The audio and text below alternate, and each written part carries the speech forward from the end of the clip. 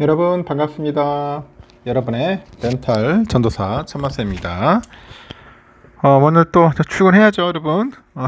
열심히 일해야죠. 10월 1일이니까 오늘은 수요일이고 참 하루하루 빨리 가는 것 같습니다. 네, 여러분과 함께 하는 그 즐거움으로 제가 4년 동안 열심히 달려왔어요. 여러분과 함께 하면서 목표 지점이 있을 거 아니에요. 목표 지점까지 꼭 도달해가지고 여러분이 성공하는 모습 꼭 보고 싶습니다. 하여튼 여러분 힘내시기 바라고요. 지금 가장 힘든 시기일 수도 있어요. 그래서 멘탈 관리 잘 하시기 바랍니다. 정신 승리 해야 하나요? 정신 승리. 제가 희망으로 돌린다는 게 아니라 뭐 장기 투자하시는 분 괜찮은데 보통 장기 투자 처음에 한다고 다 덤벼들다가 나중에 보면요. 어느새 내 자신이 이 단기 투자자로 변신돼 있어요. 주가가 빠지면은 마음이 조급해지고 빨리 탈출하고 싶어하는 욕구가 강합니다. 탈출. 대부분 그럴 겁니다. 그런 마음을 가지고 있는 분들 한번 신중하게 생각하시고 될 수 있으면 주식 투자 안 하셨으면 좋겠어요. 괜히 말 그대로 정신이 황폐해질 수도 있습니다. 여러분 이런 게 있어요. 보니까 딱 한 달만 반복하면은 여러분의 인생을 풀릴 수 있는 그런 습관을 한번 가졌으면 좋겠어요. 제가 4가지 습관을 한번 알려드릴 테니까 한번 실천해 보십시오. 첫 번째는 밥을 먹고 한 10분 동안 산책을 해보세요. 이 점심과 저녁 식사를 한 뒤에 바로 자리에 돌아와 앉지 말고 주변을 한 10분에서 20분 정도 걷는 거죠. 식사를 하고 무거워진 몸이 잠깐의 산책만으로도 한결 가벼워져서 일에 더 잘 집중할 수 있게 되는 겁니다. 두 번째는 하루에 최소 10분 정도 이상의 글을 읽는 겁니다. 꼭 책의 형태가 아니어도 좋아요. 인터넷 신문의 한 조각이든 지하철 스크린도어에 쓰인 시 구절이든 이 문자로 된 것을 10분 이상 의도적으로 한번 읽어보자는 거죠. 이 글을 읽는 것만으로도 사유가 깊어지고 논리력이 향상이 됩니다. 세 번째는 결과가 보이지 않아도 일단 하는 거예요. 당장 노력의 결과가 보이지 않아도 이 수련한다는 마음으로 그 원하는 목표를 향해서 꾸준히 시간을 한번 투자를 해보십시오. 원래 그 결과는 숨을 죽이고 있다가 한순간 폭발적으로 나타나는 법입니다. 그래서 포기하지만 않는다면은 여러분은 반드시 이제 성공할 수가 있어요. 네 번째는 화를 내기 전에 5초만 생각하자. 5초만 생각하자. 그 앞차가 위험하게 끼어들었을 때, 직장 후배가 뭐 실수를 했을 때, 또는 버럭 화내기 전에 딱 5초만 심호흡을 하면서 침묵을 유지하는 거죠. 딱 5초만 마음을 다스려도 이 불같은 화는 금세 지나가고 그 결과 후회할 일을 줄일 수 있습니다. 커다란 기회가 찾아온다면 인생이 역전될 것이라고 생각하는 사람이 많아요. 하지만 제 아무리 커다란 기회가 찾아와서 하루아침에 인생의 전환점을 맞이했다고 해도 성실하고 단단한 삶의 태도가 밑받침되어 있지 않다면 기회는요 그 모래 위에 그 쌓은 성처럼 한순간에 사라지고 맙니다. 일상 속에서 성실한 태도를 갖춘 사람만이 기회를 잡을 수 있는 법입니다. 다가온 기회를 제대로 낚아챌 수 있도록 그 마음을 단단하고도 유연하게 만드는 일상의 사소한 습관부터 몸에 익혀두자는 겁니다. 천만쌤이 이야기하는 거 꼭 귀담아서 실천하는 그런 분들이 좀 많았으면 좋겠습니다. 삼성 관련된 이야기 한번 또 전달하도록 할게요.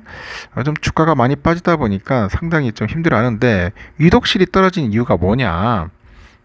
삼성전자 주가가 심상찮은 추이를 보이고 있는데 이 반도체 겨울론의 불식에도 별다른 탄력을 받지 못해요. 나홀로 하락세야. 이렇게 투자자들이 삼성전자의 그 개별적인 그런 리스크에 주목하기 시작했다는 그 뜻인 만큼 시장에서도 뭔가 긴장감이 고조됩니다.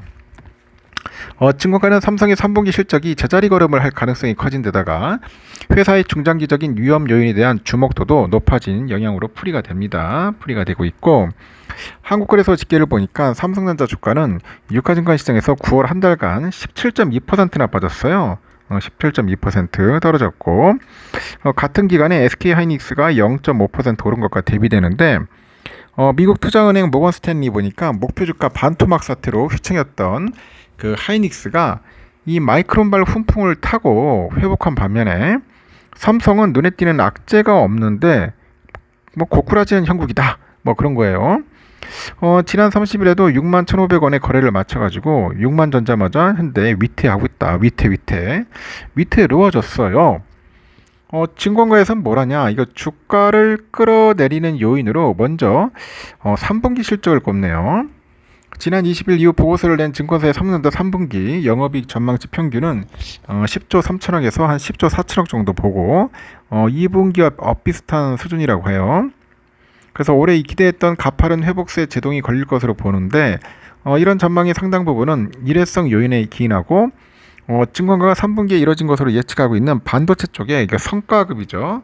이 성과급의 그 충당금 설정 등은 이익을 깎아먹는 요인이라고 합니다. 그래서 원달러 환율의 내림세도 실적에 악영향을 미치는 요소라고 하죠. 더 큰 문제는 뭐냐?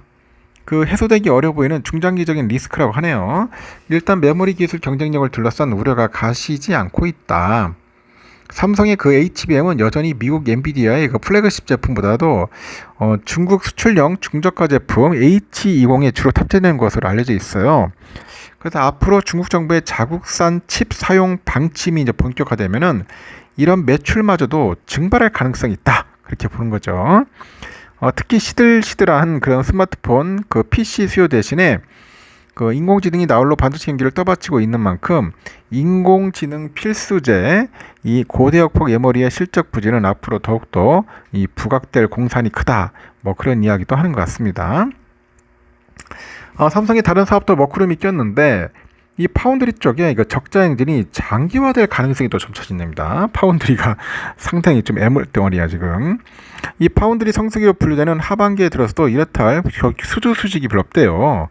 수주 소식이 별로 없고 업계에서도 삼성이 파운드리 설비 일부의 가동을 중단시켰거나 이 파운드리의 인력을 재배치할 거라는 관측마다 퍼지고 있는데 이 스마트폰 사업부의 성적도 당분간 저조할 가능성이 있고 지난 7월에 출시된 Z 폴드 6랑 그 Z 플립 6의 판매 실적은 전작보다 부진한 것으로 현재 알려져 있다고 합니다.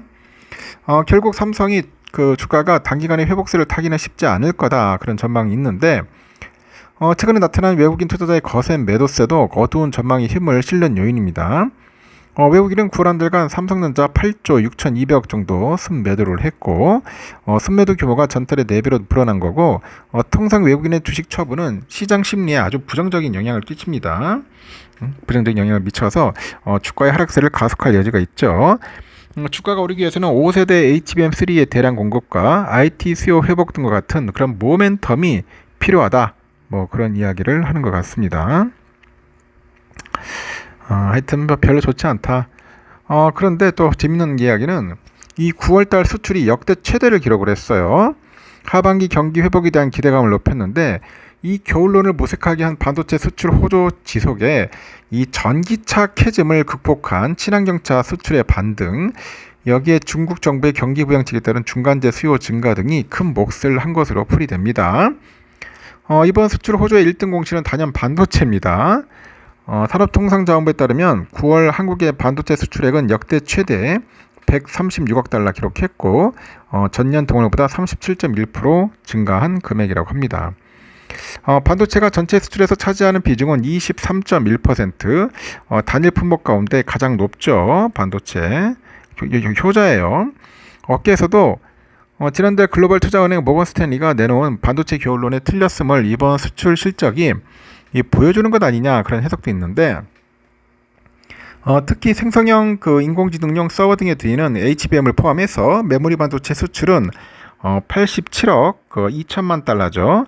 전년 동월 대비 60.7% 증가를 했고 삼성과 하이닉스와 함께 메모리 반도체 3강의 한 축이죠. 마이크론 역시 24년도 회계년도 4분기 그 매출이 전년 동기보다 93%나 늘어나서 77억 5천만 달러를 기록해서 반도체 겨울론과 상반되는 실적을 보여준 바 있습니다. 시장조사 업체 디레믹스에 따르니까 작년 말 기준 전 세계 HBM 시장 점유율은 하이닉스가 53%, 삼성이 38% 수준입니다. 마이크론은 9%죠. 업계에서도 이달 중 3분기 실적을 내놓을 예정인데 삼성전자랑 하이닉스 역시 마이크론과 비슷한 흐름을 보일 거로 기대하고 한국 정부의 수출 분류상 이 반도체가 아닌 컴퓨터로 분류되는 SSD의 수출 역시 대규모 AI 데이터 센터의 그 투자 그리고 기업령 수요 증가가 지속된 덕분에 크게 증가하고 있다는 점도 주목할 부분이라고 합니다.